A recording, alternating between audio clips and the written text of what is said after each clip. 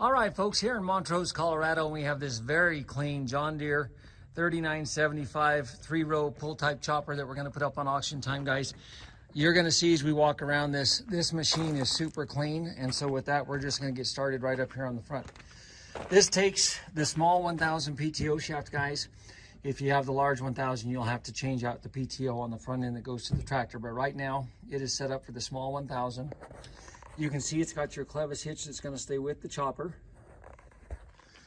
It takes one set of hydraulic remotes to run everything on it, guys, and then of course your control box, which is up in the cab, is going to control all of the individual functions, and it is going to go with the chopper, guys, so you are buying that control box as well. And I just want to kind of walk down this, folks, because this is one of the cleanest machines you're going to come across. This is a one-owner machine. They bought this chopper brand new about 5 or 6 years ago, guys. And the gentleman that we're selling it for told me that when they first got it, they cut about 50 to 75 acres a year for the first 2 or 3 years. And then they kind of increased what they were doing here at their little feedlot. And he estimated they probably cut about 125 acres a year with it the next 2 or 3 years with it. And then what they've done is they've upgraded to a 6-row self-propelled. And that's why we're selling this one, guys.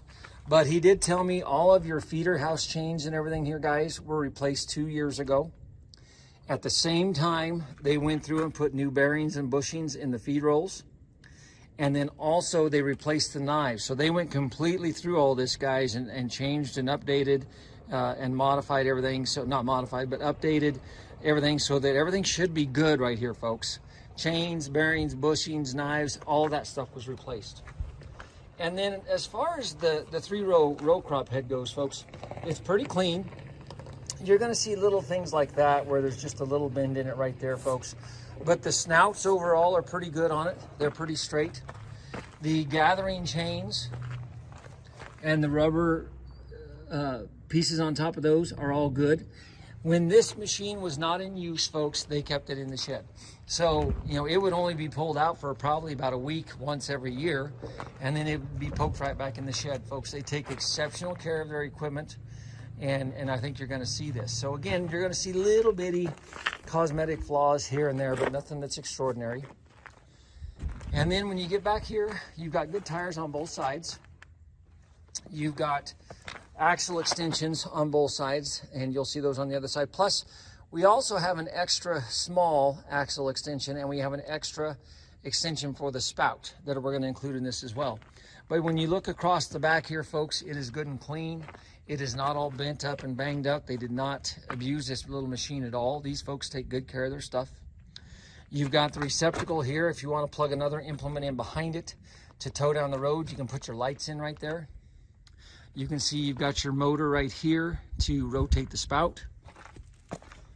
As you can see here, they've got a couple extensions on this left side to push that out. We do everything on 30-inch rows out here. And so they've got that so it will track down the field where they want it to go. Hydraulic control for the deflector shield. Hydraulic control to swing the tongue. There's another control in there for the forward and reverse on it.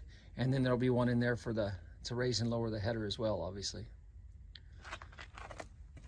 And then again, you come up here on the outside and everything's pretty clean here, folks. Jack is right there. And so the gentleman did tell me, and I didn't realize this, folks, you guys probably already know, but if you're going to sharpen your knives, you simply unhook the PTO from the chopper right there and put it on the one below. It'll run the knives in reverse for you, and then you can sharpen those knives up, and that way you're ready to go the next day. So, but guys, this really is one of the cleanest. It is the cleanest little chopper we've had the privilege to sell on any of our auctions. The spout is not all welded up. I don't see anywhere on the spout that they have welded on it. And again, we have, and I've got a picture of it, about a 2-foot extension that we're going to include on there for the spout if you guys want to raise it up a little bit higher. But there's a nice little chopper, folks. And the control box goes with it. We've got a couple extra parts that go with it. And the little guy should be field ready, folks. You should be good to pull into the field with this little chopper and start chopping, because these guys kept everything ready to go. So I'll quit bragging on it, folks, but there is a clean one. If you have any questions, give us a holler.